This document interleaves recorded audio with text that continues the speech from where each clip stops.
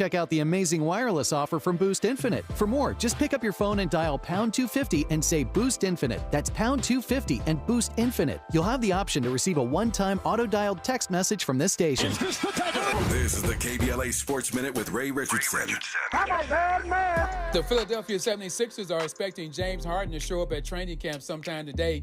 Harden skipped media day on Monday and the first day of training camp on Tuesday. Harden is still trying to get the Sixers to trade him to the Clippers. The two teams have not had any significant talks regarding the seven-time All-Star, which means Harden may have to suck it up and stay with the Sixers. The Sixers can fine him for each day he fails to report. Harden will make $32.9 million this season. As much as Harden wants out of Philadelphia, he doesn't want to lose his money. The NBA has already hit him for $100,000 for missing media day.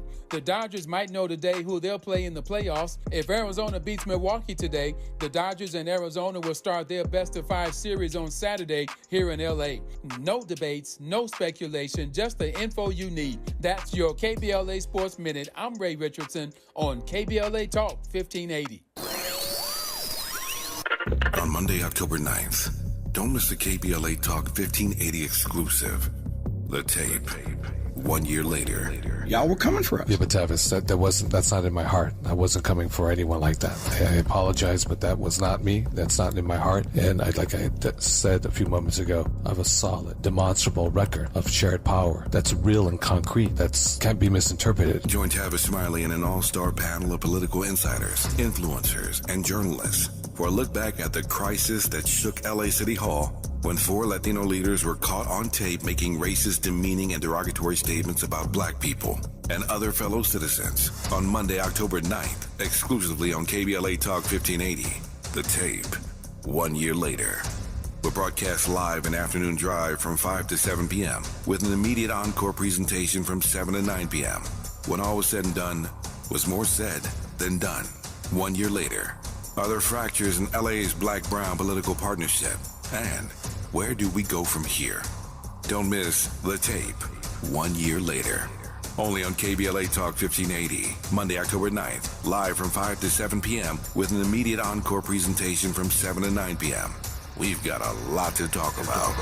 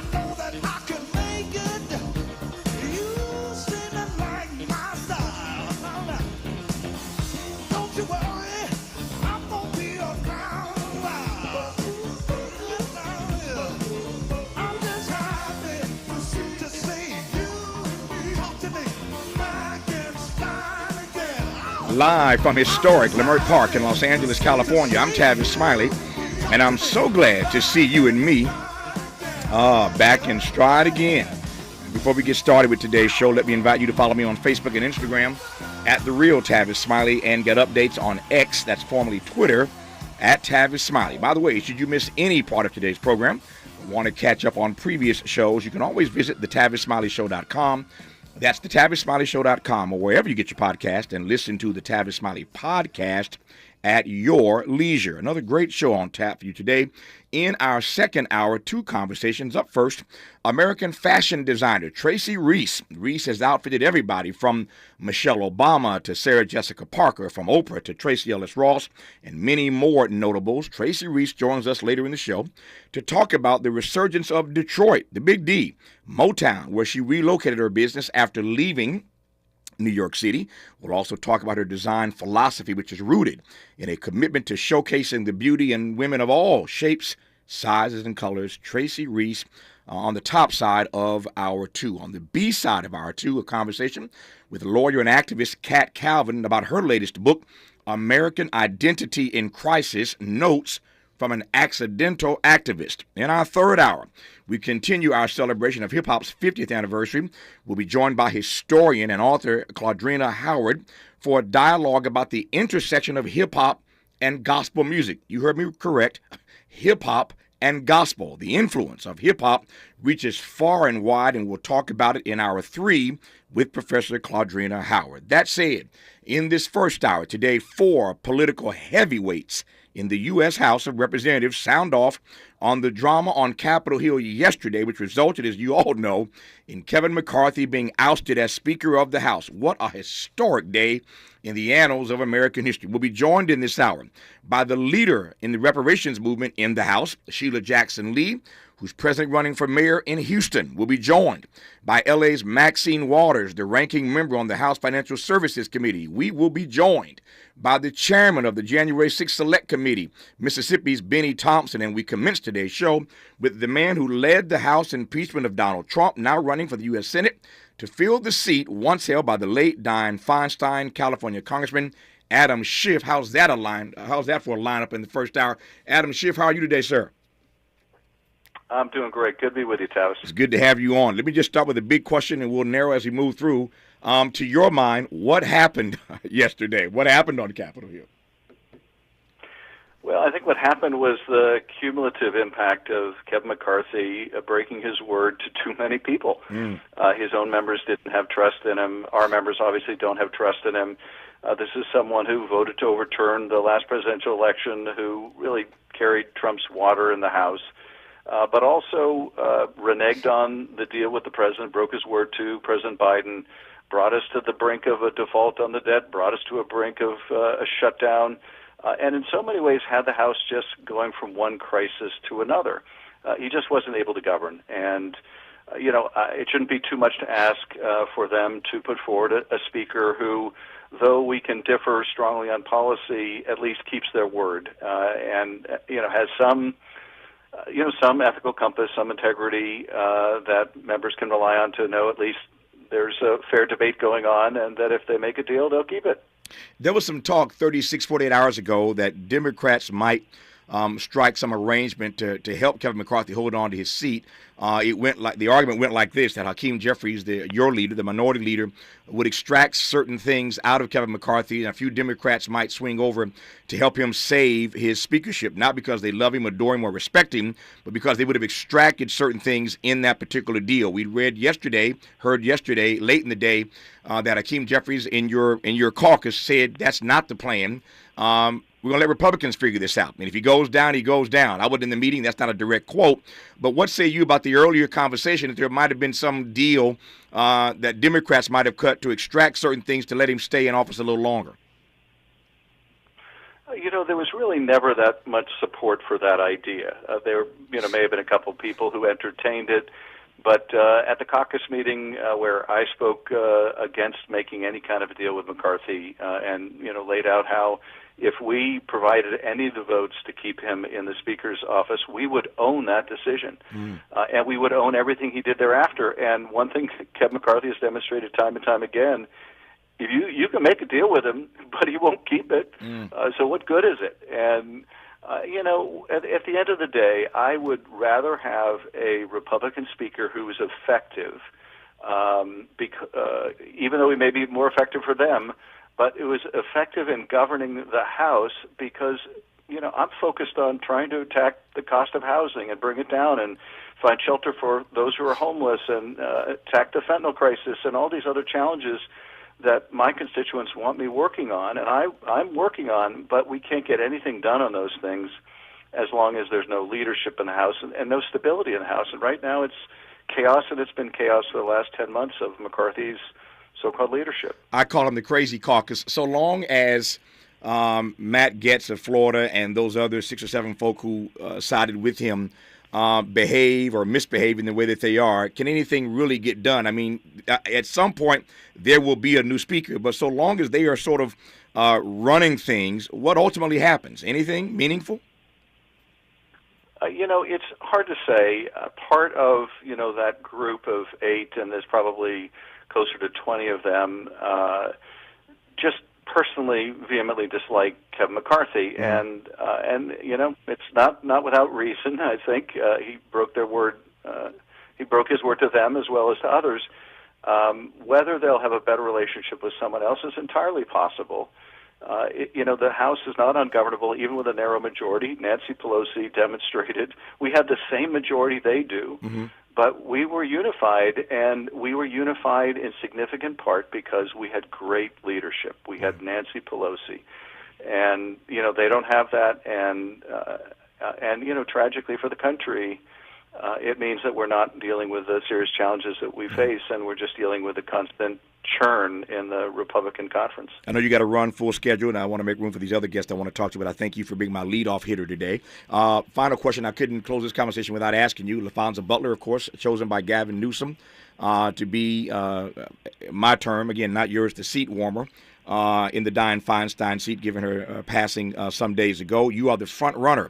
As the nation knows, in this race to fill that seat. You got $30 million, we read, on hand.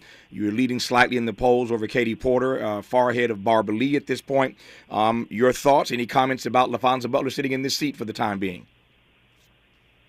I met LaFonza when she was with SEIU, and all my interactions with her have been really great. I went to watch her swearing in and congratulate her and offer to work together. Whether she runs or she doesn't, she's going to be in the Senate for the next year, and we need to work together to deliver for California. I think the reason why I'm doing so well in the race is because I have a long record of getting things done, of working with people to solve problems and delivering for California, delivering jobs, delivering transportation projects, delivering shelter for homeless people, delivering an early earthquake warning system.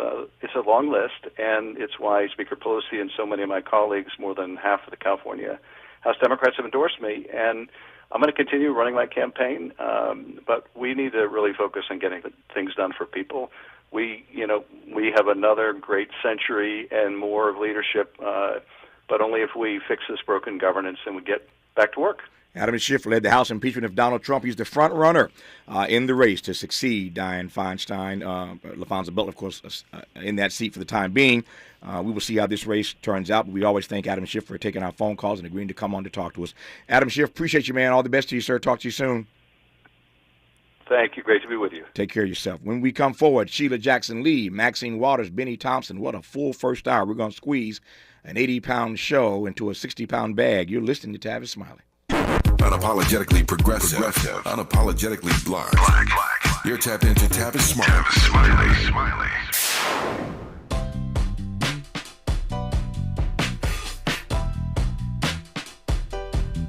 Escalade IQ. This the intro to the all-electric Cadillac, perfected like Zoom. And on a full charge, you get 450 miles without the stop. Haiku.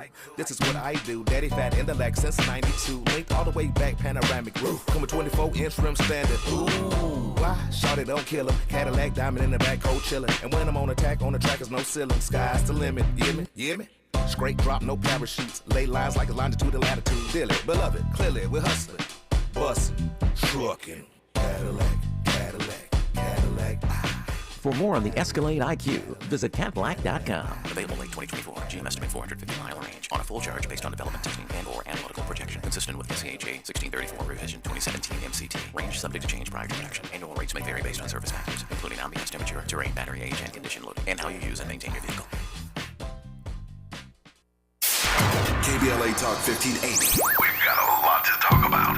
Maisha Cairo here with a quick recap for my time at JP Morgan Chase's Advancing Black Wealth Tour. There were speakers Ian Dunlap, Damon John, Lynn Richardson, MC Light, Don Kennedy, to name a few. Take a listen to what Justin Grant, Community Development Lead at Chase's Advancing Black Pathway, let's see what he had to say. So I'm Justin Grant. I lead community development and national partnerships for JP Morgan Chase's Advancing Black Pathway strategy. And so we're focused on strengthening the economic foundation of black communities, and we're making targeted investments in programs programs like the Advancing Black Wealth Tour to help us get our tools and resources out to the community to drive sustained impact over time. So when it comes to black and brown people, it sounds like Chase is making it their personal responsibility not only to facilitate these events, but to educate and provide resources. So, Mr. Grant, I have to ask, what does wealth building look like for the individual? It's home ownership, it's having that freedom to be able to start your own business and create jobs in your community, and it's having that long-term plan towards retirement, having that vision for what you want your life to be, and you have the resources to actually live it. I'm Aisha Cairo. Thanks for sticking around. That was my recap from Chase's Advancing Black Wealth Tour. First stop was here in LA, and they're taking it national.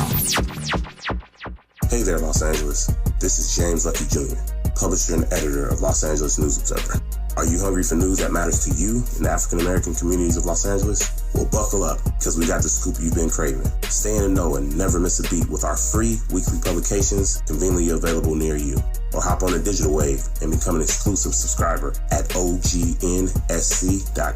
Don't forget to join the party on Instagram and Twitter at OGNSCINC for behind-the-scenes access and sizzling updates. No more FOMO. Let's stay informed, connected, and empowered together. Sounds different, huh? This is Tavis Smiley. It is indeed. I'm delighted to have you with us in this hour. We are expecting a phone call from Sheila Jackson Lee out of Houston. She is running for mayor in the city of Houston. As you know, the 4 largest cities in this country right now are all governed by African-American mayors. In New York, there's Eric Adams, of course.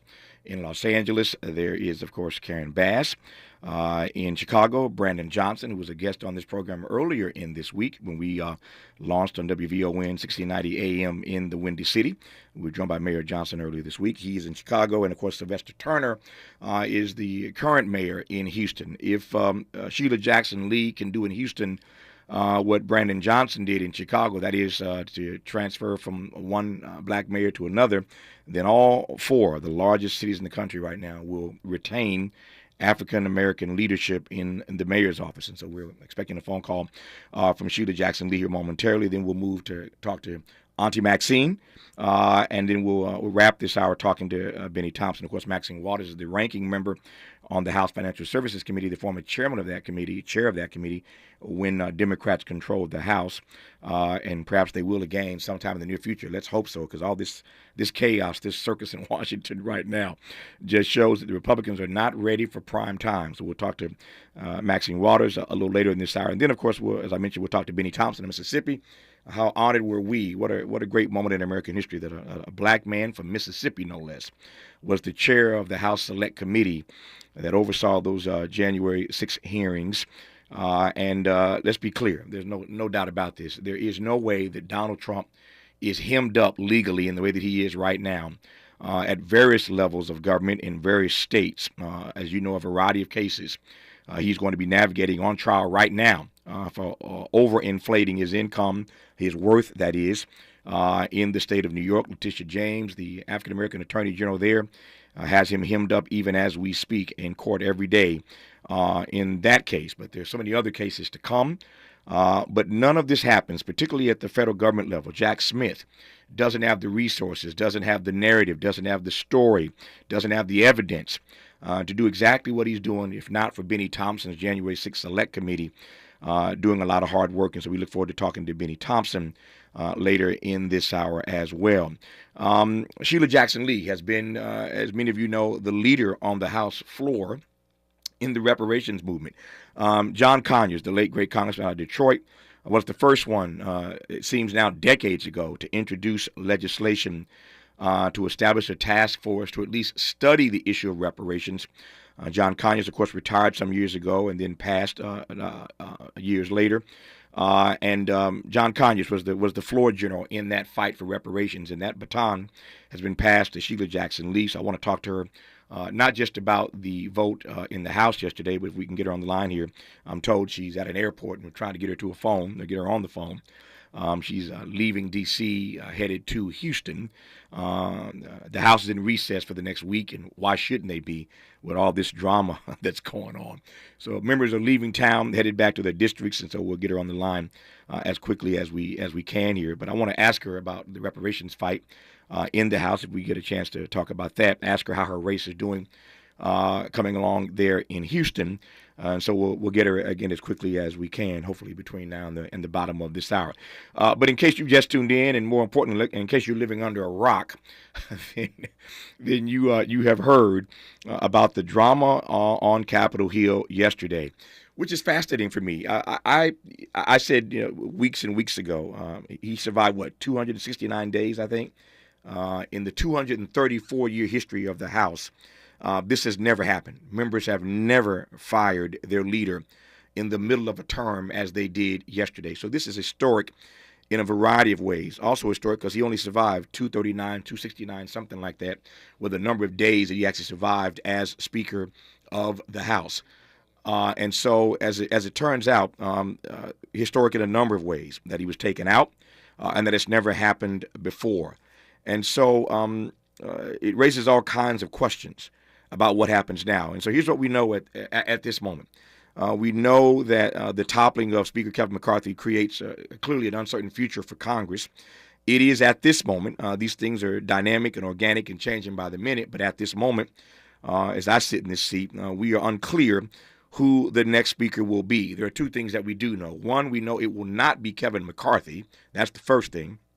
And the second thing we know that because he said he's not going to run again. That's wise.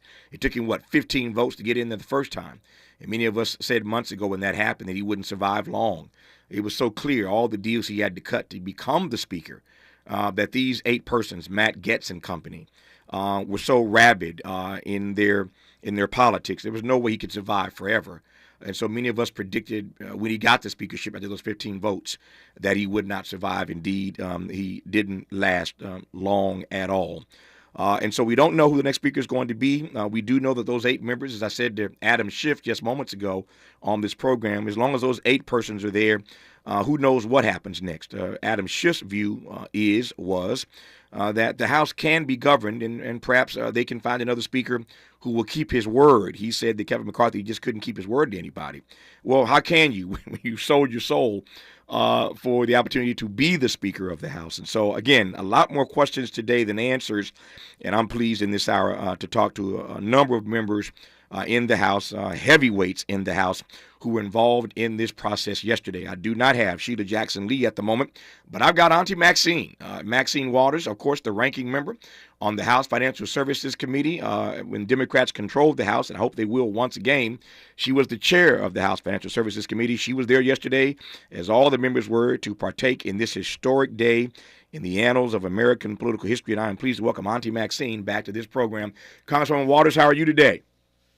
I'm fine, and thank you so much for keeping the conversation going about this unusual historic occurrence that took place in the House of Representatives yesterday. Yeah. It is absolutely unbelievable that we're going through this kind of dysfunction of the Republican Party. Yeah, I didn't mean to cut you off. Sorry about that. I want to just jump in and make the most of our time, and I'm glad I got you for a few extra minutes, in fact. Sure. So I asked Adam Schiff, your colleague, this question moments ago. Let me just ask you now, what did you make of what went down yesterday? Well, what I made of it was what we already kind of knew, that they were in disarray.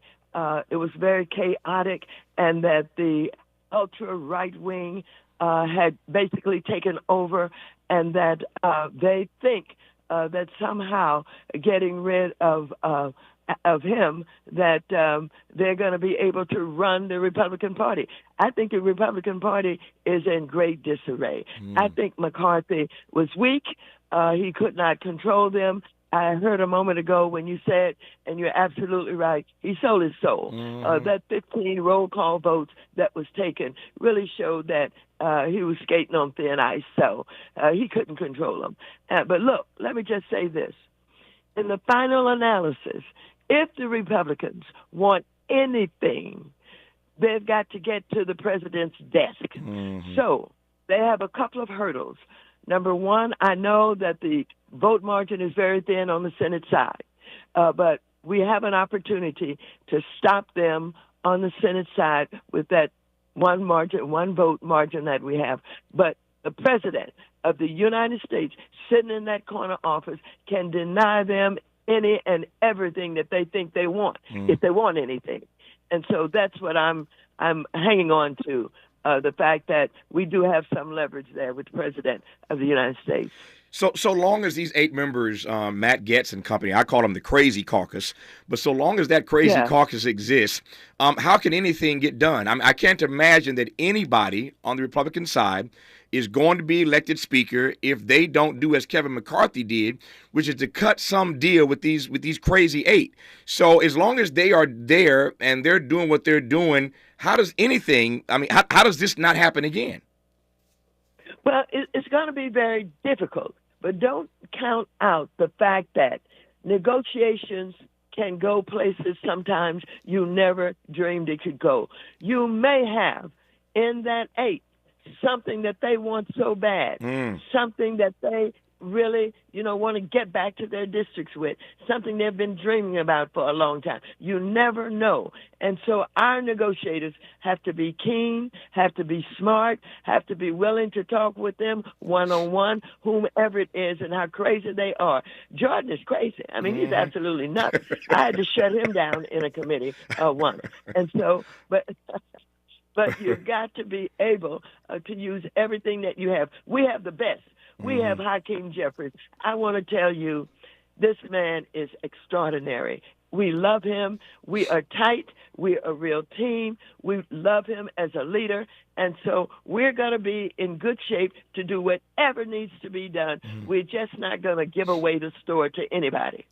I assume you meant by Jordan, Jim Jordan out of Ohio? Yep. Yeah, that's what I figured. I figured I see you were talking about Crazy Jim Jordan. Let me ask you. Let me ask you this right quick, and we'll continue when we come forward. And I'm glad I got a few extra minutes with you. Okay. Let me ask you this. McCarthy. Let me shift for a second. Kevin McCarthy is a Republican, but he's from California, and so you have known Kevin McCarthy because he's in the California caucus with you. Just talk to me about. Tell me your view, your read of Kevin McCarthy as an individual, as a person, because you know him obviously. Well, I never thought that he was suited to be the Speaker of the House of Representatives. He comes from Bakersfield, where the politics are not real strong there, and he can get away with not really being, a real strong legislator. And I never thought he could do it. I never thought. He likes to run around with Elon Musk. He wants to be in, the Players Club. But, Yeah, I'm sorry. Congresswoman, I lost you. I hope you maybe hit the mute button on your phone with your face. Sometimes it happens with your cheek. There you go. You're back.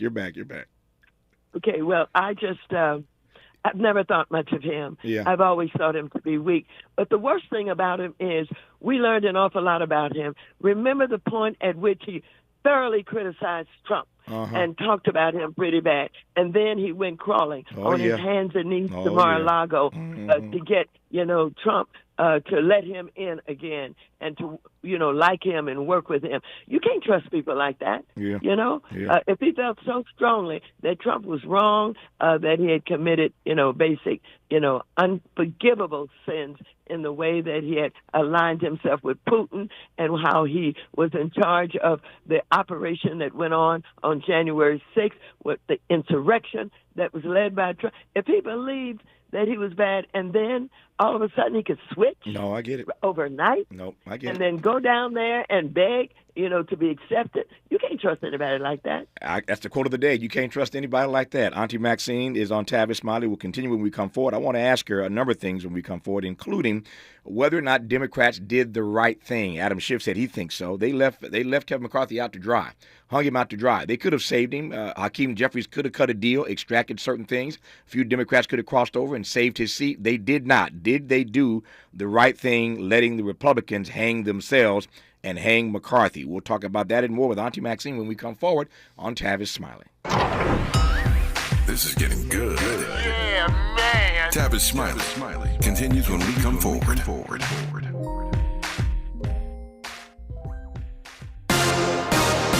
We thank you for sharing a part of your Wednesday with us. It's October 4th. I'm Mike Moore. Now, here's the latest on the Black Information Network. Well, coming up this afternoon, there will be a nationwide test of the emergency alert system. FEMA and the FCC are running the test to make sure the alert system is running smoothly in case Americans are threatened by natural disasters, terrorism, or other emergencies. The jolting sound should start hitting phones around 2:20 p.m. that's Eastern Time, and the test window, it'll run for about 30 minutes. In Massachusetts, Springfield is helping a black church which was destroyed by an arsonist. $500,000 is being earmarked from the city's share of the American Rescue Plan Act towards the rebuilding of the MLK Community Presbyterian Church near American International College. And that's the latest. I'm Mike Moore from your 24/7 news source, the Black Information Network and BINnews.com. Got a SIG alert in Pomona now, the 10 westbound at Fairplex Drive, crash in the right lane. It's got traffic stopped from Euclid Avenue, and it's probably delaying things about 40 minutes for you. Another SIG alert, this one in Carson on the 405 northbound between Avalon Boulevard and the 110. All lanes closed with a fatality crash. That is producing quite a delay. It's got traffic stopped from Spring Street. Also Newbury Park, 101 northbound 4 Windy Drive, 3 right lanes blocked. Hey, if you're thinking of getting the latest iPhone, you need to stop and check out the amazing wireless offer from Boost Infinite. For more, just pick up your phone and dial pound 250 and say Boost Infinite. That's pound 250 and Boost Infinite. You'll have the option to receive a one-time auto-dialed text message from this station. Hi, I'm Kyle at Blindster.com. Want to save big on custom faux wood blinds, shutters, cellular shades, and more? Shop Blindster today and save up to 50% over comparable blinds from brick-and-mortar stores. Get custom blinds at low prices and free shipping at Blindster.com. This is the KBLA Sports Minute with Ray Richardson. I'm a bad man. The Philadelphia 76ers are expecting James Harden to show up at training camp sometime today. Harden skipped media day on Monday and the first day of training camp on Tuesday. Harden is still trying to get the Sixers to trade him to the Clippers. The two teams have not had any significant talks regarding the 7-time All-Star, which means Harden may have to suck it up and stay with the Sixers. The Sixers can fine him for each day he fails to report. Harden will make $32.9 million this season. As much as Harden wants out of Philadelphia, he doesn't want to lose his money. The NBA has already hit him for $100,000 for missing media day. The Dodgers might know today who they'll play in the playoffs. If Arizona beats Milwaukee today, the Dodgers and Arizona will start their best-of-5 series on Saturday here in LA.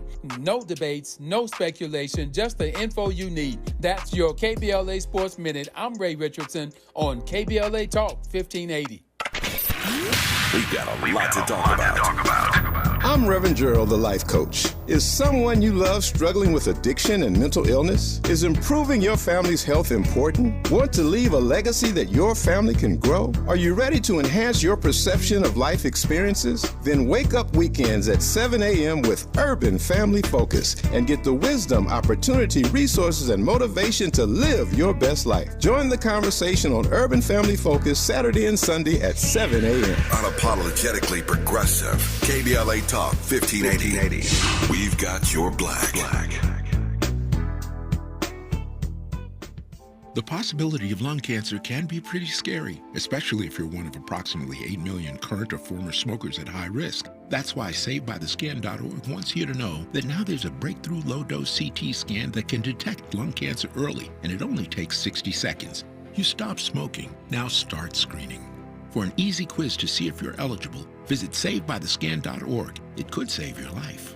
SaveByTheScan.org is brought to you by the American Lung Association's Lung Force Initiative and the Ad Council. KBLA Talk 1580. We've got a lot to talk about. KBLA Talk 1580 joins you in standing for voting rights. When We All Vote is a leading national nonpartisan initiative on a mission to change the culture around voting and to increase participation in each and every election by helping to close the race and age gap. Created by Michelle Obama, When We All Vote brings together individuals, institutions, brands, and organizations to register new voters across the country and advance civic education for the entire family and voters of every age to build an informed and engaged electorate for today and generations to come.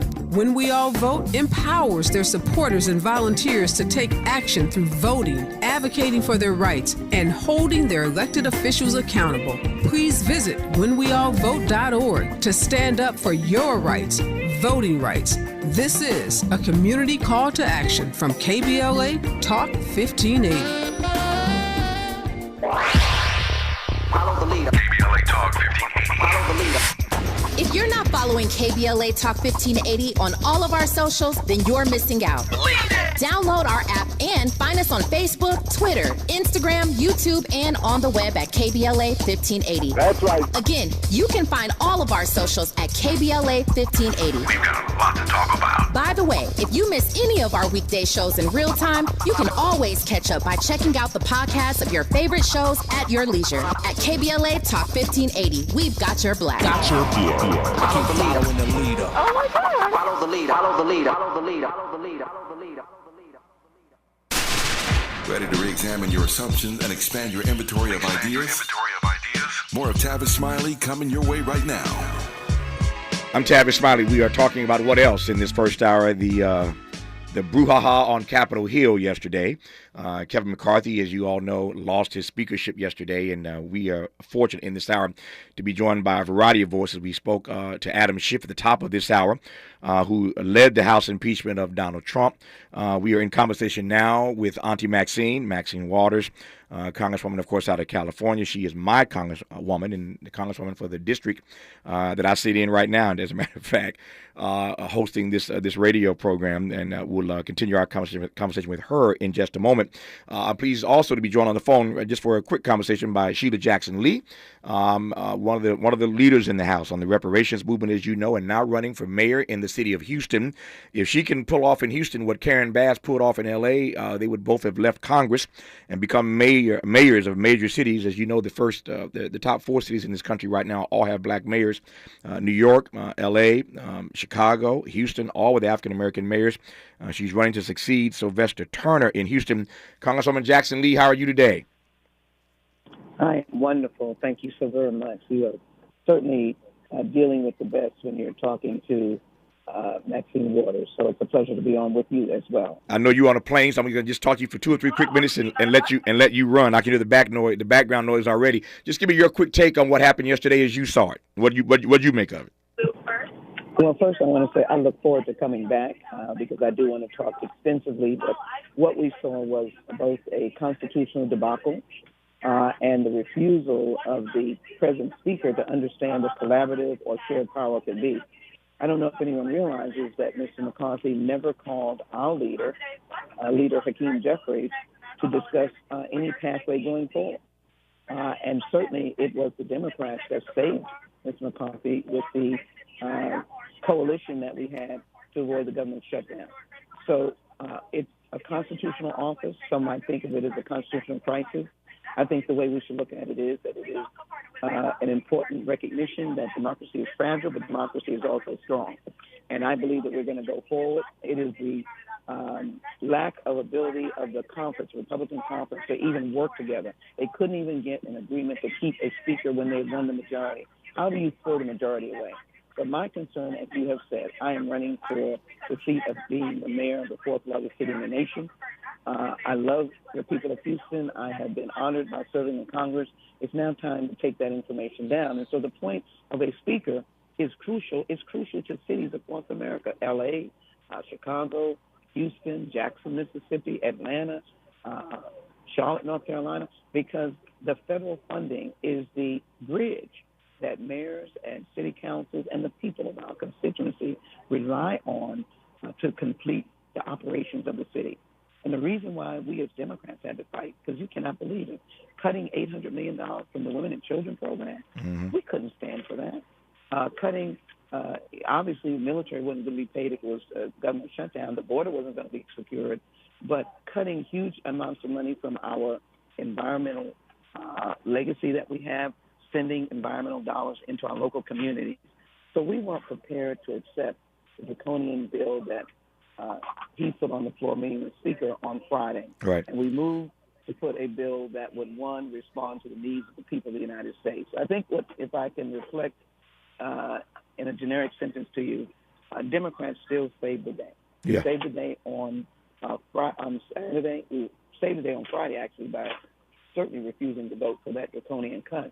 We saved the day by stopping the shutdown, plain and simple. Nobody else stopped it but us. And then we were prepared to lead if only we had been engaged. But now we will be the adults in the room on the floor of the House, and we will have to get the right kind of legislation done. I appreciate you coming on the program. I know you're on a plane trying to get back to Houston to continue campaigning to be the mayor of that city. Now, we'll schedule some time. We can talk just about your mayor's race. But thanks for calling in, Congresswoman Jackson Lee. We appreciate you. All the best to you. Thank you. We're staying the fight for the American people and for Houstonians. Thank you for having me. Good to talk. Good to hear you. Good to hear your voice. Thank you for calling in. Auntie Maxine, you mentioned Jim Jordan. He's announced that he's running to replace Kevin McCarthy. What would that look like if Jim Jordan was Speaker of the House? Well, the first thing, the entire country should be very concerned because Jim Jordan is crazy. You talked about the crazy caucus. He's a leader of it. You can expect him to say anything, to do anything, to come up with unreasonable requests. He's the one that is pushing for impeachment of Biden without having done any investigation, without having any facts.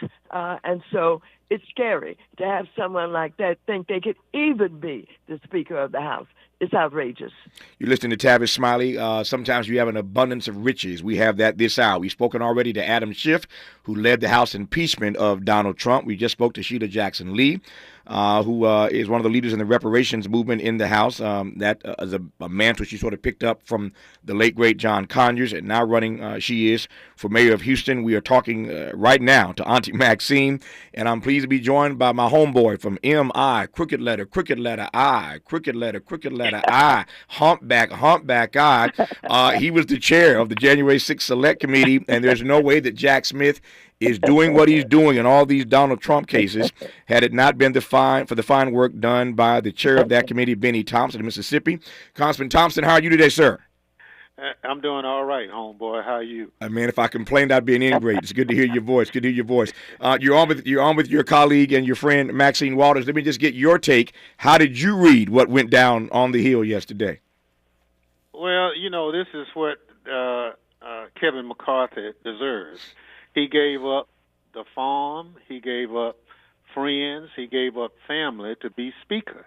And when he looked in the toolbox, there was nothing left.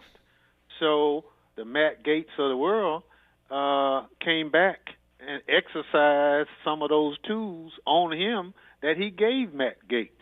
So he rightfully deserved what he got. And the fact that these mega Republicans are hell-bent on destroying this government. They don't really care about educating children. They don't care about housing. They don't care about the homeless. All they're trying to do is push that mega philosophy down the throats of right-thinking people in this country, and we can't let them do that. Yeah. I want to ask you both this question. I'll start with you first, Congressman Thompson. Whether or not, in retrospect, Democrats did the right thing. We talked to your colleagues again, Sheila Jackson Lee and Adam Schiff, earlier in this hour. And Adam Schiff certainly says he believes Democrats did the right thing. There was talk earlier that Hakeem Jeffries and Democrats might cut some sort of deal, extract something out of Kevin McCarthy, and a few Democrats would cross over to save his seat. That ultimately didn't happen. Hakeem Jeffries in your caucus yesterday said we're going to let them hang themselves, and that's exactly what happened. In retrospect, did Democrats do the right thing because they could have saved Kevin McCarthy? Absolutely. Republicans elected Kevin McCarthy, and it's not our job to save him. He's done a horrible job as Speaker, and if he doesn't understand bipartisanship, the worst time to ask for help or to get to know people is when you're in trouble. Kevin McCarthy did nothing as Speaker to engage Democrats, and it's not our job to save him when the wolf's at the door. Yeah. And the wolf was at the door, and they ate him. And they ate him. When we come forward, I'll ask that same question to Maxine Waters. How beautiful is this? In 1 hour, Adam Schiff, Sheila Jackson Lee, Auntie Maxine, Benny Thompson. This is why you listen to Tavis Smiley. More of Tavis Smiley when we come forward. What is dedication? My biggest fear in the middle of my addiction was that my kids wouldn't have a father. And I started thinking, you know what? This isn't my story. I definitely had to become a better man to be a better father. It's important to me that my kids are empowered and truly believe that if they can think it, they can do it. That's dedication. Visit fatherhood.gov to hear more. Brought to you by the U.S. Department of Health and Human Services and the Ad Council. Joey from Vermont, a farmer trying to get through the winter. Adriana from South Carolina, a single mother living paycheck to paycheck. Liam from Ohio, an injured father struggling to provide for his family. Hi, I'm Shanola Hampton, and I support the Feeding America network of food banks because they help provide over 6 billion meals to people in need each year. Learn more at feedingamerica.org. In Big Tobacco's Fantasyland, children are the future. Here, tobacco companies are committed to higher education, offering scholarships to students who submit essays about the benefits of vaping. The tobacco industry even sponsors summer camps for kids. Don't worry, the tobacco-sponsored programs have been linked to leaving your kids more interested in smoking. In Big Tobacco's Fantasyland, the world's deadliest industry is your child's friend. See reality at undo.org. For all of us, this generation and the next, there is simply no place in our lives for litter. And yet, it's everywhere we look. And unfortunately, it does belong to all of us. So, let's come together and create a litter-free, clean California, once and for all. Remember to properly dispose of your trash and recycling. Secure truckloads with tarps to keep debris from flying out. Clean out your car when you're at a gas station. Take pride in your community by organizing a cleanup event. Or join a cleanup event near you. Zero litter is the goal. Join us at cleanca.com. That's cleanca.com. Let's do it. Together. Brought to you by Caltrans. cleanca.com.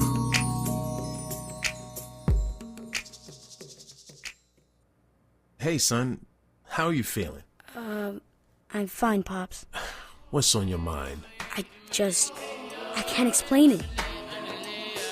Navigating without a compass, eyes waiting, started to wonder. Metamorphosis, the loss of who you thought you was.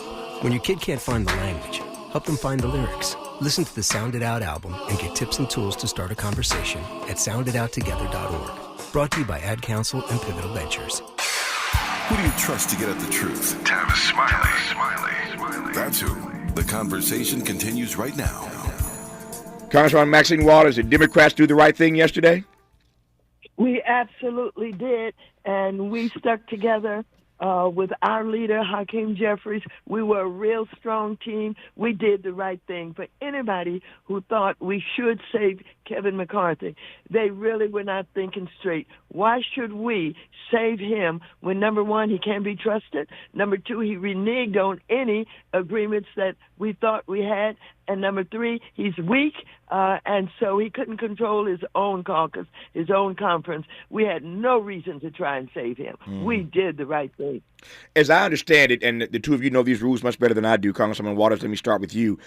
So the House is on recess now, so everybody's headed back to their districts right now. So, like, over the next week, like, we don't have a speaker. I mean, there's an interim speaker, but what happens over the next week or so? Well, there's some unclear rules that I think have been exposed. One is he put in an envelope the name of a person that he felt should serve as a temporary speaker. And it's something with the rules that allowed him to do that. Normally, it would be a list of names that would make up a committee of sorts. But he put in one name, and that person would be responsible for trying to get an election going to elect a speaker. Mm-hmm. Let me pivot. And since I have the two of you here, there are a couple of other issues I want to talk about in the time that we have left between now and the top of the hour. Congressman Thompson, Chairman Thompson, let me come to you right quick. I haven't had a chance to ask you because it just happened this week. So Donald Trump is on trial again. And there are many more trials to come. As I said, introducing you, none of this stuff happens for the great work of your committee. Of course, he's on trial right now for overinflating his income in the state of New York. The sister attorney general, Letitia James, is in charge of that particular case. But what do you make of all the drama that Donald Trump has found himself in, given the work that you did leading that committee? Well, first of all, every Donald Trump situation was self-inflicted. everything he finds himself in, it was because he did it. So I worked on the committee. We found a lot of things about this individual. A lot of them we couldn't present to the public, but just about everything you see playing out with Jack Smith's committee came from the work of the January 6th committee. Oh, yes. We were not a prosecutorial committee, but there was significant evidence that we came on that we shared with the Department of Justice. Our charge was to look at the facts and circumstances that brought about January 6th. In the process of looking, we found a treasure trove of Donald Trump misdeeds. And so we shared those misdeeds at the end of our work with the Department of Justice. So the roadmap to what you're seeing playing out now ostensibly was the work of the January 6th committee. I would take the word ostensibly out.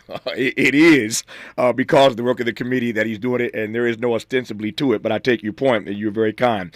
When we come forward in our remaining moments with Congresswoman Maxine Waters and Congressman Benny Thompson, I want to ask Congresswoman Waters about LaFonza Butler and the appointment that Gavin Newsom made, because she, of course, is from California, represents California. And I want to ask Benny Thompson about these fake impeachment hearings. If you think yesterday was a debacle, did you see the first day of these so-called impeachment inquiry hearings about Joe Biden? We'll get his take on that when we come forward on Tavis Smiley. You're listening to Tavis Smiley. Tavis Smiley. Ranked number 45 on the Heavy 100 list of the 100 most important radio talk show hosts in America.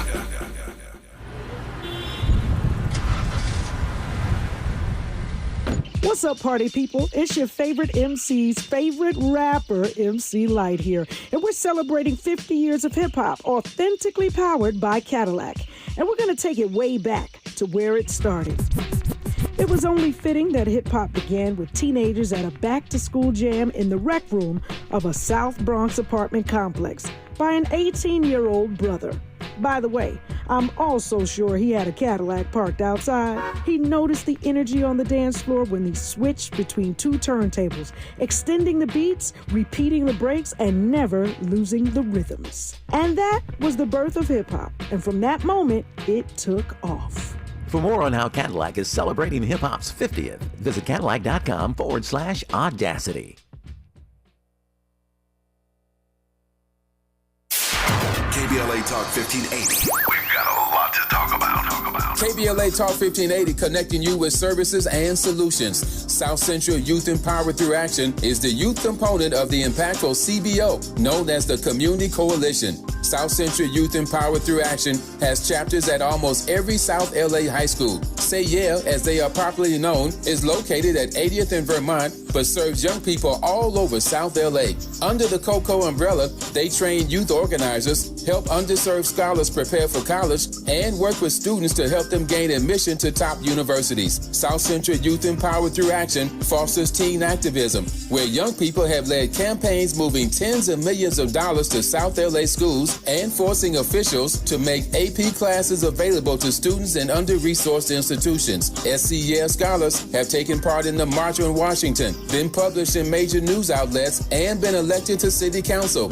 Long before she was mayor, Karen Bass started the program when she founded the Community Coalition. To donate, volunteer, or enroll a student in South Central Youth Empowered Through Action, please visit cocsouthla.org. cocsouthla.org. This is a community call to action from KBLA Talk 1580. Heart failure, carpal tunnel syndrome, shortness of breath, stomach issues, lower back pain. How does it all add up? If you have heart failure and any of those seemingly unrelated symptoms sound familiar, it's time to talk with your cardiologist and get the full picture. They may add up to transthyretin amyloid cardiomyopathy. ATTR-CM is a rare and underdiagnosed disease. Recognize the signs and discuss them with your doctor soon. Learn more at connectwithyourheart.com. That's connectwithyourheart.com. Sponsored by Pfizer. Smart talk for curious people just like you. You're listening to Tavis Smiley. Got about 4 minutes left in this hour, and I've enjoyed this immensely. I hope you have as well. We thank Adam Schiff. We thank Sheila Jackson Lee. We thank Maxine Waters and Benny Thompson. Maxine Waters, Congresswoman, let me ask you your thoughts on LaFonza Butler. Gavin Newsom had a choice to make. Adam Schiff, Katie Porter, Barbara Lee, of course, all running for this seat. Your thoughts on LaFonza Butler as my phrase, the seat warmer, at least for the time being. Well, let me just say this. Newsom basically complicated it in the way that he moved forward with it. First, he was going to just appoint a black woman. Then he wanted a black woman who would be temporary and who would not run. And then, of course, it turns out he got a black woman who is temporary, and nobody knows whether she'll run or not. The complication of it all is that Barbara Lee, who was one of the contestants now in the race to become a senator, was in the campaign. She has a long history. She's a progressive, and of course, black women, of course, are getting behind her as other women are getting behind her. What we don't know is whether or not with two black women in the race, they will split it up and neither one of them will have a chance. Or with now expanding it with 4 people in the race, they will split it up among Democrats and a Democrat will have to run after a Republican, against the Republican. And so it's a little bit complicated. I'm sure that LaFonza Butler is qualified to do whatever it takes to do to keep the seat warm, to be temporary. She was with SEIU. She helped to run Kamala's campaign when she ran for vice president. And she's over at Emily's List now, where women raise a lot of money for other women. So she's got all the pieces that's needed in order to, keep that seat warm and be temporary. Barbara Lee, I believe, who I supported strongly, is one that could have hit the ground running because she really does understand not only the House of Representatives, but the Senate. Yeah. And, of course, she's from, the North, and she knew Dianne Feinstein very well. So she had all the qualifications. I was supporting her, and when they put all the names of all the women that were being thought of, I told them, I'm not interested. I want to support Barbara Lee. But the governor has made his choice, and so let's work with it. Yep, I hear your point, but I think you're right. It's a hot mess, and Gavin Newsom screwed this up in a variety of ways. But I digress on that point. I give the last word to the chairman of the January 6th Select Committee, Benny Thompson. Congressman Thompson, what is your read on these phony, fake impeachment hearings of Joe Biden? Well, I couldn't put it any other way, Tavis. They're phony, fake, no substance, and Joe Biden has a son. We all know that. But this don't indict the father for what the son is accused of. I'm a father. I love my daughter. I will defend her to the bitter end. But that has nothing to do with right or wrong. And so that's Kevin McCarthy's weak leadership that helped bring him down, because he should have said, look, we can do it, but you don't do it this way. So you're going to impeach a man because of his son. And I think we've seen it. There are witnesses that they put forth on the sham committee to talk about whether or not there's evidence, Tavis. They said it wasn't enough evidence to indict him. So this is their own witness. Yeah. So now they really in a mess, because they can't find anybody to promote that lie under oath. Yep. When you come before Congress, you swear to tell the truth. Yeah. You're not a Donald Trump or somebody who just lie all the time. And so clearly, the Republicans are in a mess. Yeah. That's one way to put it. They are in a mess, and as you said earlier, Kevin McCarthy, these impeachment hearings, as evidence, got exactly what he deserved. And you heard Maxine Waters and Benny Thompson say Democrats did the right thing, letting him hang himself. We thank Adam Schiff, we thank Sheila Jackson Lee, we thank Benny Thompson, we thank Maxine Waters, all heavyweight members of the United States Congress, for coming on in this hour to talk about the drama yesterday on Capitol Hill. When we come forward, more of Tavis Smiley. KBLA 1580 Santa Monica. We thank you for sharing a part of your Wednesday with us. It's October 4th. I'm Mike Moore. Now, here's the latest on the Black Information Network. Well, coming up this afternoon, there will be a nationwide test of the emergency alert system. FEMA and the FCC are running the test to make sure the alert system is running smoothly in case Americans are threatened by natural disasters, terrorism, or other emergencies. The jolting sound should start hitting phones around 2:20 p.m. That's Eastern Time, and the test window, it'll run for about 30 minutes. In Massachusetts, Springfield is helping a black church which was destroyed by an arsonist. $500,000 is being earmarked from the city's share of the American Rescue Plan Act towards the rebuilding of the MLK Community Presbyterian Church near American International College. And that's the latest. I'm Mike Moore from your 24/7 news source, the Black Information Network and BINnews.com. Got a SIG alert in Pomona now, the 10 westbound at Fairplex Drive, crashing the right lane. It's got traffic stopped from Euclid Avenue, and it's probably delaying things about 40 minutes for you. Another SIG alert, this one in Carson on the 405 northbound between Avalon Boulevard and the 110. All lanes closed with a fatality crash. That is producing quite a delay. It's got traffic stopped from Spring Street. Also Newbury Park, 101 northbound 4 Windy Drive, 3 right lanes blocked. Hey, if you're thinking of getting the latest iPhone, you need to stop and check out the amazing wireless offer from Boost Infinite. For more, just pick up your phone and dial pound 250 and say Boost Infinite. That's pound 250 and Boost Infinite. You'll have the option to receive a one-time auto-dialed text message from this station. This is the KBLA Sports Minute with Ray Richardson. The Philadelphia 76ers are expecting James Harden to show up at training camp sometime today. Harden skipped media day on Monday and the first day of training camp on Tuesday. Harden is still trying to get the Sixers to trade him to the Clippers. The two teams have not had any significant talks regarding the 7-time All-Star, which means Harden may have to suck it up and stay with the Sixers. The Sixers can fine him for each day he fails to report. Harden will make